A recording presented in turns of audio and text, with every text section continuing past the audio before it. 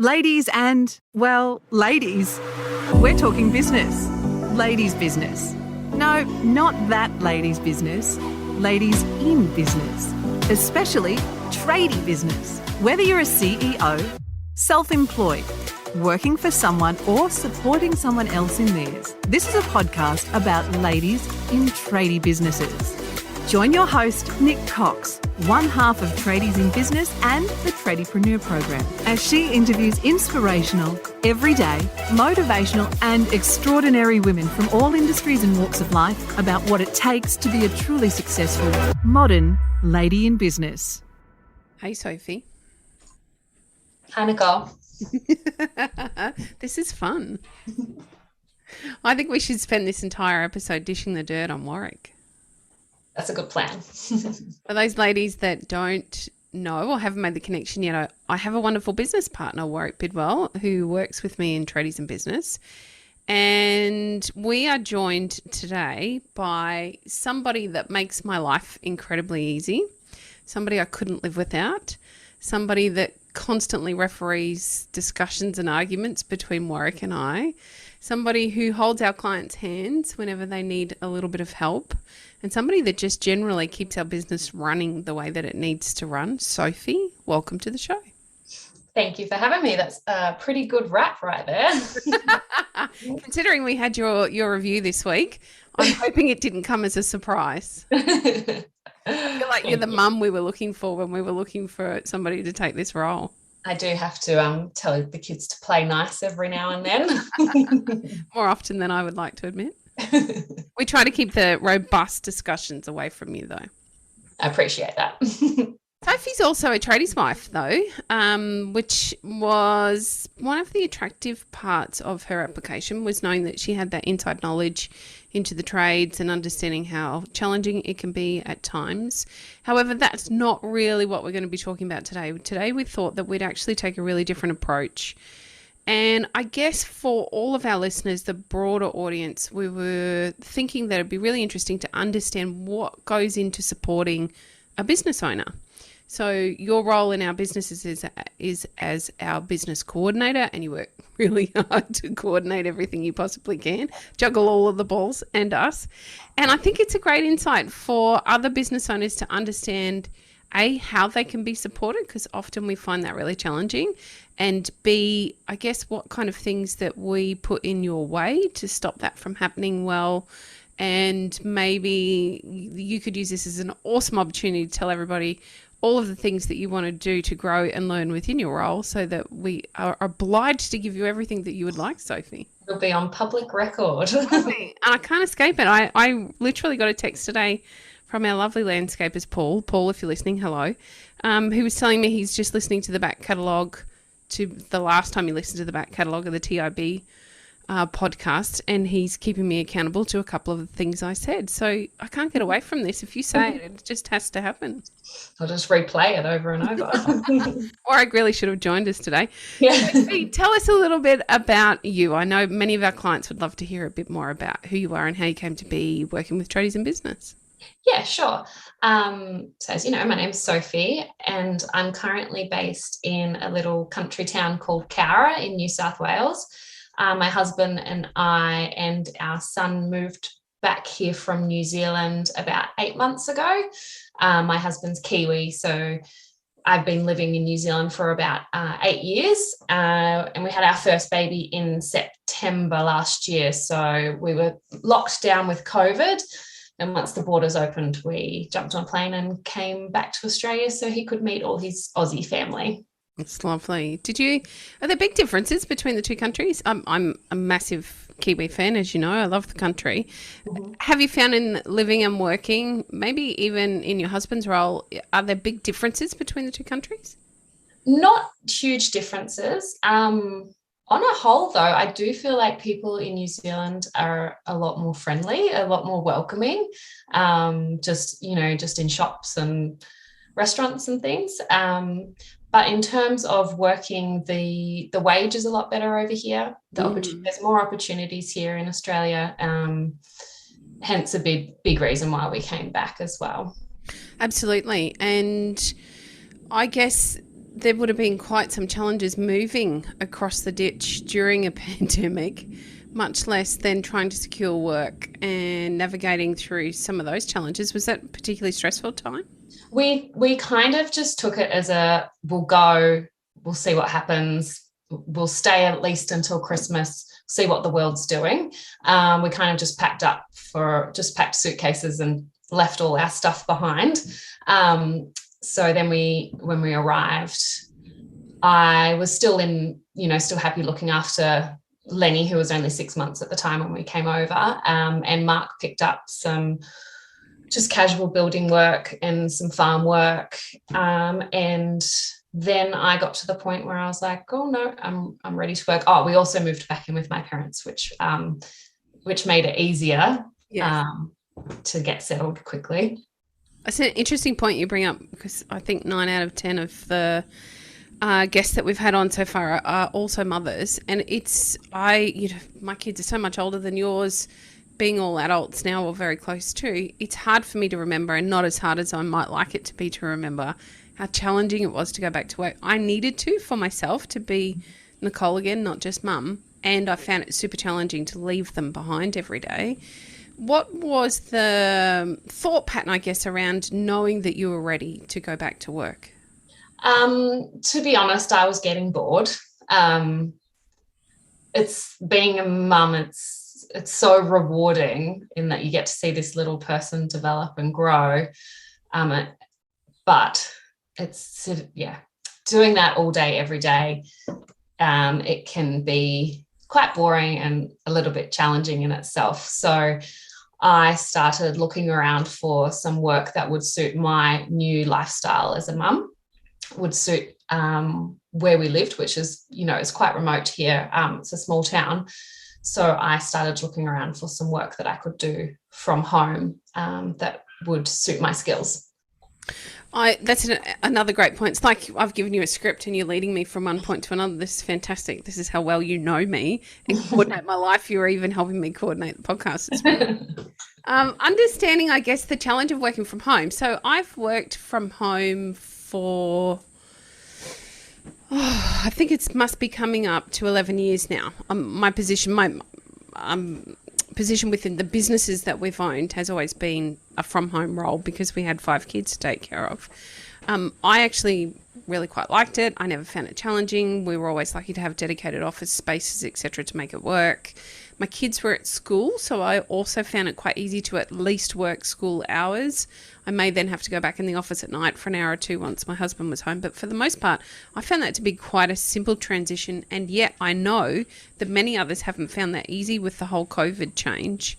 Working from home, setting boundaries around your time, ensuring productivity, which you nail, and I know that others struggle with. How did you find that transition? And then what were the key areas in which you thought you might struggle, and how did you push through that then? I think it was actually the perfect way to ease back into the working world. Working from home, I also had mum looking after Lenny at home. So I was lucky enough that I could still spend time with him during the day. I negotiated with you guys before I started kind of to be able to take that longer lunch break so I could spend time with him in the middle of the day. And it's just also been really nice knowing that I can just help mum, duck out and help mum whenever she needed me to. In saying that, it does have its challenges. You can be really focused on a task and then all of a sudden, it's time to break for lunch, catch up with Lenny. But I think the longer you're in the role, the more you get used to it, the more you get to know your employees. It does just start to get a natural flow. And it's just obviously neither one kind of can take precedence during the day. Mm-hmm. So you just juggle, but that's what mums do. Oh, that's so true. No matter how old your child is, it's always a juggle. Yep, I totally agree. I'm interested. One of the key areas we found with previous team members where they really struggled was the lack of social, time with us and our members and the rest of our team. Whereas normally if you worked in an office, you'd all go out for drinks occasionally, or you'd have the opportunity to catch up around social time, or there'd be golf games, there'd be stuff that we get to do. And given that we're scattered all over the country, Queensland, New South Wales and Tasmania, that's not on the cards for us. We haven't actually met you in person at all yet. I look forward to it next year. Has it been a struggle for you, not actually getting out and meeting other people? Not so much, I think, because life's so busy anyway. I don't, because I'm in such a different stage of my life now, because obviously I finished up work, went on maternity leave, and then started this new job. And also with COVID and everything, I feel like I'm just quite grateful to have a job that is remote, that I can use my skills. So I personally am not missing the office that much. I stay in contact with you and Woz all day. We send voice notes, we send stupid photos and gifts. So I'm not missing it too much. Yeah. Pleased to hear that. Maybe that leads to another great opportunity to talk about technology and how it has supported your role, but it also helps support Warwick and myself and our clients and how that all works. How have you found the transition to the different styles of technology that we use? Had you had experience with them before? Do you have a favourite? Do you have one that you absolutely loathe? I haven't had much experience with the remote technology because I was previously working in an office. I have a bit of PTSD with Zoom because I was on the end of a Zoom call, which I was made redundant, where we had to have our cameras and our mics turned off. So that was that was my last experience with Zoom before I joined the team with you guys. So that was an interesting experience with technology, so that was during COVID. But yeah, I hadn't had experience with Voxer before, which is, I'd kind of used voice notes before, but not the walkie-talkie style with Voxer, which is really helpful. And yeah, just being able to chat with you guys, see you on screen rather than over the phone has been really good. Yeah, I do. I love to hate Zoom. Sometimes it works and it's perfect, and other times it drives me batty because something will go wrong, or they'll do an update. There were a lot of updates during COVID. Thanks, Hamish and Andy. That changed all of the rules and made it a little bit harder for people like us to play. And yet they're the same tools that supported the transition within, I guess, most businesses, realistically, through the whole COVID thing. Yeah. And became second nature now. I mean, it's something that we catch up with socially. We've got a Christmas party next week with all our clients that we're doing over Zoom. I mean, it still does my head in that most of our clients we still haven't met in the flesh. Most of our clients we haven't, our team we haven't. We have teams scattered all over the place and we don't get to meet them in the flesh either. So it's really just changed the way that we live in so many ways, and quite positively, because without some of this support with technology, we couldn't help the people that we help. There's no way we could service the whole country.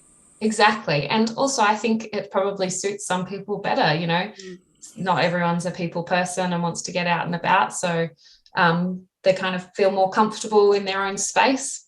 Yeah, that's a great point. We have a couple of clients that prefer to stay on mute or prefer to stay with their camera off, and it just makes them comfortable, which means we're removing some of those barriers, I guess, that traditionally means that they might not have looked for the support that they can get in one form or another. So, Sophie, I would really like to talk about what you would like employers to know, and you're allowed to dish the dirt. I forgive you already. See, I've said on the podcast. On what you would like employers to know about, A, having a remote workforce, and then B, about how you can support them, I guess, because for many, it could be really challenging to understand what they're able to let go, how they actually do that from a distance, what sort of support you actually needed and continue to need to be able to do your job well. That's about 400 questions in one, so feel free to just answer one and we'll start there. Okay. So I think that what employers should know when working with someone remote is, I think if you set clear guidelines at the beginning of when you want them available, the hours, whether or not they're contactable outside of those hours, and just respecting them is a really good way to kick it off. And, down the track, it might become a bit more flexible as people get used to it. I think that it would be really hard to let go of things. I know that sometimes, well, for a lot of our clients, they don't, the time that it takes to show someone how to do something, they'd rather just do it themselves. Mm-hmm. And I think everyone can relate to that. But the beauty with Zoom and another tool we use, which is called Loom, is you can record yourself doing the task, send it on, and then that person can give it a go and jump on Zoom if they need help. If you get stuck, there's screen share. So there are those tools that can help work through those issues of handing work over. What else? That was 2 of 400. What others? Tell us about some of the jobs that you do for us, because sometimes I think it comes better. I'm not sure that our clients believe me when I tell them how much responsibility we give you and how much you're the backbone of the business. Without you, we couldn't do what we're doing. It's the God honest truth. And I don't know that our clients always believe me when I tell them how much I hand over. So I'd love to hear from you what sort of responsibilities you have, what sort of jobs you do for us, what you love doing and what you don't like doing. Yeah, sure. So obviously you guys are so busy most of the day on sessions or on private coaching calls, that I take over the calendar management. I do a lot of member communications, touch base, send reminders. I do all of the social media posting with help from you guys. Oh gosh, what don't I do? I think is the question. You're the absolute backbone of the business. There isn't much that you don't do. It's like we just throw it all at you, you make sense of it and put it all in place and we run away again. And it's definitely scary in the beginning to start letting go of some of that stuff. But I think it's twofold. It's setting the kind of relationship as a team in which you're able to give feedback in a constructive way so that things can be done the way that you need them to be done. And you're exceptional at taking that on. But it's also then having that clear communication. I think that too often I get feedback from the clients that we work with, and we often work with their team if they go away, for example, and quite frequently their team will talk about how perhaps some of the communication isn't as clear as it needs to be, and that creates then a mistake, or it creates a difficulty for the team to be able to do what is required. So just having the clarity, I think, around communication and the structure to support that really makes a big difference in the results that come out at the end of the day. You also take care of everything to do with our clients. We see our clients for sessions. We see them for coaching sessions. We see them on our coaching calls. We see them when there is an issue. We do reviews. But you set all of that up, and then you're able to take the information at that first point of contact and help us figure out, okay, well, what kind of appointment do we need to make with this person? And it just happens seamlessly and turns up on the calendar, and we know we need to do it the next day. Social media, marketing, all of the client communication. You work hard for the podcast. You do a lot around the podcast and researching guests, etc. You are working extremely hard at setting up a few very crucial events for us next year. Very exciting ones too. It's very exciting. For any of our tradiepreneurs that are listening. So you've had to have a very broad set of skills to be able to do what you do. Is there anything that you wish you knew before you took the job on?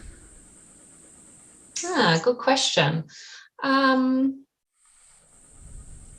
think that you guys prepared me quite well into what to expect. You guys were really upfront and honest during the recruiting process, which definitely helps. But also I think I was as well around my expectations and my skill set.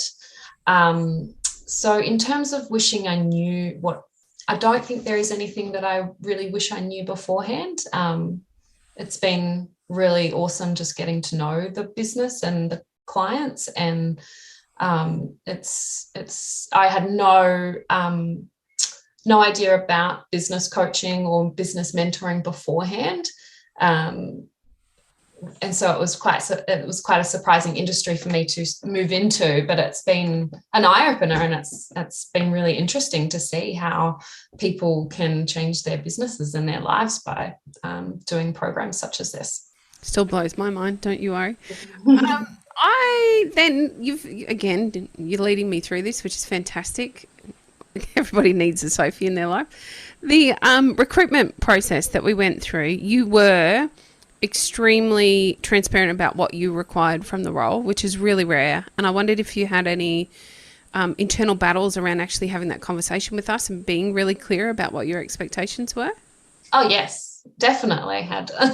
I'm not the most, confrontational or confident in that sense person, but I knew that this was my chance to get it right. And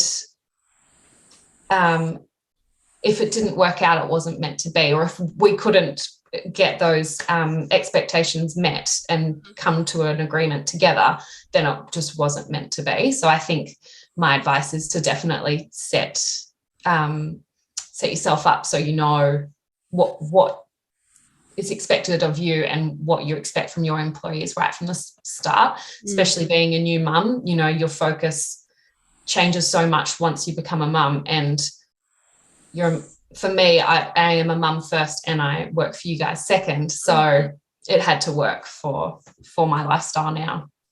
Do you think being a mum made that conversation a little bit easier? Definitely. Yeah. Kids give us all sorts of courage we never knew that we were able to have. Yeah, absolutely. Yeah, totally. And I then wonder about being a working mum after years and years of doing the corporate thing without children. How are you finding, not necessarily the role, but being a working mum and trying to find the balance between being mum and working? Yeah, well, we were talking about this the other day, Nick, when I was sad that I'd dropped Lenny at daycare for the first time, that, when you're a mum and all you're doing is looking after your baby, you want to be working. And then once you're working, a lot of the time you wish you were looking after your baby. So it's just this constant push-pull. Yeah. But it just doesn't last long. Like, it's every season just goes so quickly. So, when he was first born, I couldn't imagine going back to work, and now here I am back working. But like I've said, I've been so lucky in that I've had the family support, and it's been such a lovely way to ease back into working with being a mum. I never understood the whole village concept until, actually, it's probably honestly only been in the last 5 years where my own village has grown. We've never had much support. Even when my kids were really little, we didn't have family support. They lived too far away. So we relied on, family daycare, etc., to take care of the children. So we didn't have that support network that we needed. Now, in the last 5 years, we've built more of our own support network with moving closer to family and including some friends that have become our family. So I get it now. I get that whole village thing. And I think once upon a time, when I think back even to my generation, my grandparents had me if mum was at work. Same. Until we moved a long way away. Mum and dad moved from New South Wales to Queensland, and then things changed. But they were always involved. And I think because of the way we're such a global society now, we tend to move away from our families and we lose that support. It can be really challenging then to become a working parent through that time. And yet so many of us need to. Because we have aspirations for nice things and to have a nice lifestyle, we need to work. So dealing then with that guilt is bloody horrendous. There's no other way to put it. And it's all consuming at times. It can be really hard. So I think that you've, again, really nailed that. I feel like we should dish some dirt on Warwick. We've been far too pleasant and really, really nice. And I just know that all the ladies out there listening that work with us would love to know, I don't know, something silly about Warwick. This is my bit of revenge. I hope he never does this back to me on the TOB podcast. So what do you reckon? What bit of dirt could we dish on Warwick? I'm not getting involved in this. This is all you, Nicole. All right, I'll keep it to myself and I won't be too mean. He tells a terrible dad joke, I'll say that much. Oh, and he waffles, but everyone knows that. Part of his charm, actually, is his waffle. There's a little nugget of gold that comes out of every waffle. Sophie, is there one thing that you would like employers to know from an employee's perspective? think it's quite hard for employees to understand the juggle of working mums unless they're a working mum themselves. But, we keep the world running.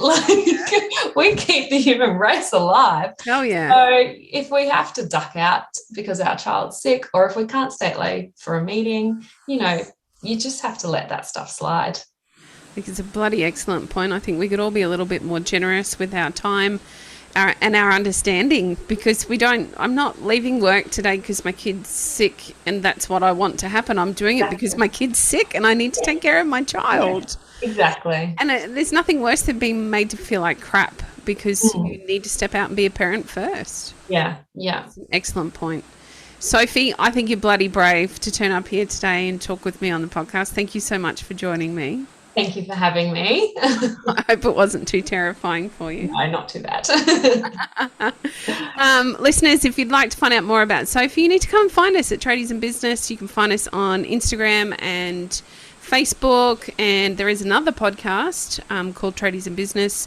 Also, if you'd like to send some feedback for the Ladies in Business podcast, please do so via Instagram or Facebook, or you can always reach out to the website and we'll find you there, tradiesinbusiness.com.au. Thanks, Sophie. Thanks, Nicole. Thanks for listening. Thanks for listening to another episode of Ladies in Business. Got a guest you'd like us to interview? Maybe you have a story to share or some feedback to give. Find us on socials or drop us a message via the Tradies in Business website. Take care of yourself, ladies.